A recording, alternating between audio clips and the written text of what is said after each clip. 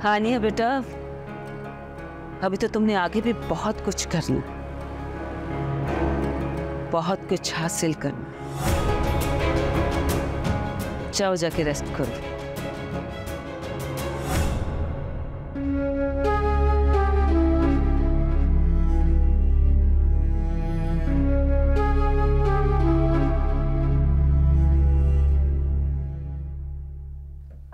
राइमा, आज मेरी फोन पे किरण से बात हुई थी। उसने तो खूब तुम्हारा दिल जलाया होगा फिर। नहीं, ऐसी बात नहीं है, लेकिन उसने एक बात कही थी जिसकी वजह से मैं सोच में पड़ गई। ऐसा क्या कह दिया उसने? मैंने उसे तुम्हारे बारे में बताया था तो किरण ने कहा बिया को राइमा को घर नहीं लाना चाहिए था। ना वो घर लाती और ना ही तैश में आके सरमत तलाक देता। हाँ, क्या पता, अगर मैं बिया के साथ घर ना आती तो ये हादसा होता ही ना। वैसे भी मेरी कौन सा लड़ाई थी सरमत से। मुझे भी यही बात सता रही है, लेकिन बिया ने सरमत से ये उम्मीद नहीं रखी होगी। और उसामा, वो भी तो बिया की बात पे राजी था। वो तो हर बात पे राजी हो जाते हैं आंटी। उनके कहने पे तो उसने हानिया को भी भुला दिया। हाँ, ये बात तो है। अच्छा छोड़ो, शायद तुम्हारे नसीब में यही लिखा था।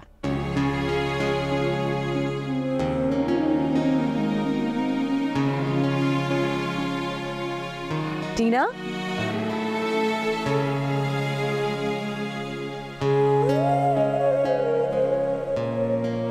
ज़ैनी, इस बार तुमने मुझे बहुत कम पैसे दिए अपनी ट्यूशन में से। मामा, वो आपको बताया था ना, एक प्रोजेक्ट बना रहा हूँ तो उसमें ज्यादा पैसे लग गए। अब देखो ना, तुम्हारे अब्बा की पेंशन भी आती है और जॉब्स भी कर रहे हैं। इतने पैसे तो नहीं देते ना कि पूरा घर मेंटेन कर सकूं, जिस स्टैंडर्ड से हम रह रहे हैं वो चला सकूं। पैसों की तो जरूरत पड़ती रहती है ना। बस ये लास्ट सेमेस्टर है, इसके बाद मेरी नौकरी हो जाएगी।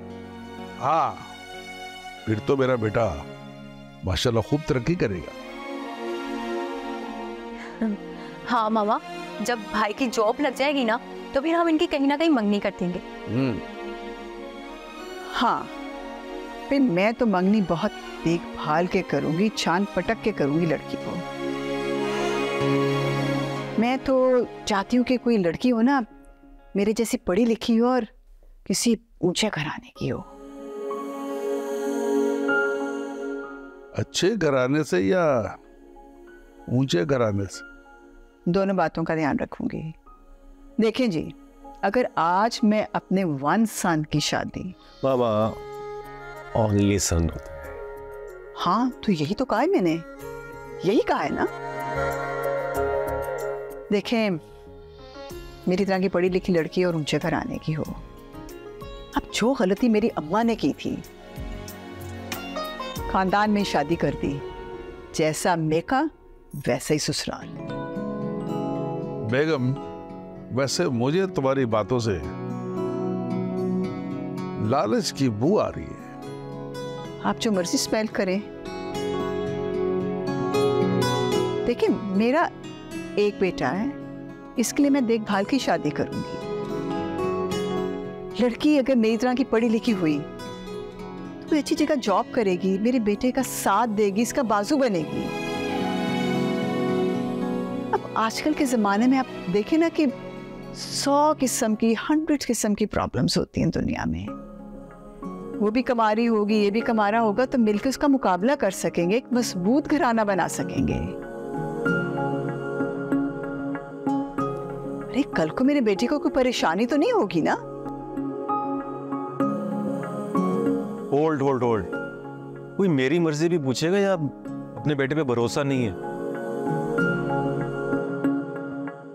पूरा भरोसा है तुम पे। देखो, मेरा इतना लायक फायक, इतना खूबसूरत बेटा अब ये तो कोई बहुत अच्छी बीवी रिवर्स करता है ना। मामा रिवर्स नहीं होता, डिजर्व होता। कहा है ना, वही तो कहा है मैंने। और यार समझ जाओ, आप समझ आ गई ना काफी। और अगर कोई मेरी पसंद हुई तो? हाँ तो ठीक है, उसमें अगर ये सारी खूबियां हुई तो मुझे तो कोई इतराज नहीं होगा। क्यों भाई, ठीक है ना? चल अम्मी, ये तो बाद की बात है, पहले कोई जॉब तो हो जाए ना मेरी। अच्छा भी बेगम, अब मेरे ख्याल में चाय हो जाए, क्या ख्याल है? और तुम?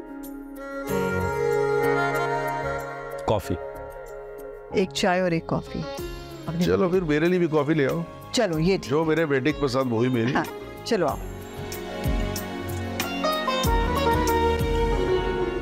अच्छा भाई, वो पसंद से याद आया, जरा 1 मिनट इधर तो आओ। ये जो बेटा अभी तुम कह रहे थे कि कोई तुमसे भी तुम्हारी मर्जी पूछे, तो भाई अगर कोई पसंद आया तो मेरे कान में बता दो, मैं मौका दे के तुम्हारी माँ को बता भी दूंगा और मना भी लूंगा।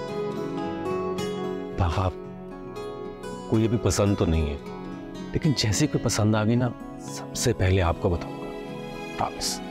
पक्की बात? ठीक। इसमें से तरह एक काम है, मैं आता हूँ। चलो ये भी ठीक है।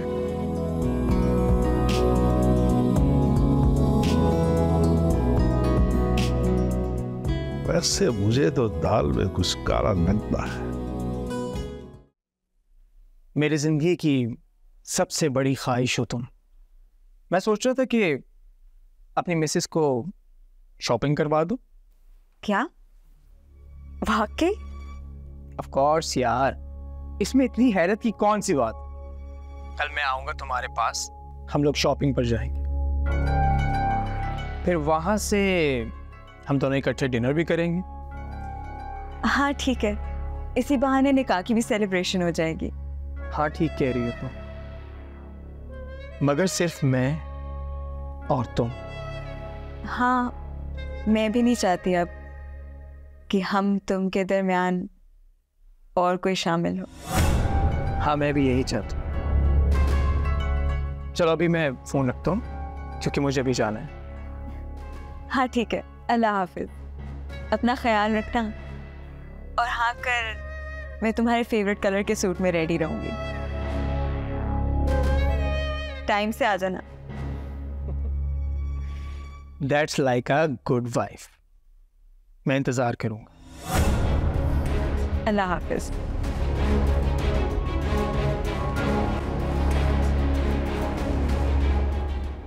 बहुत अंधेरा हो जाता है। तुम लोग अपने चक्कर में रहती हो।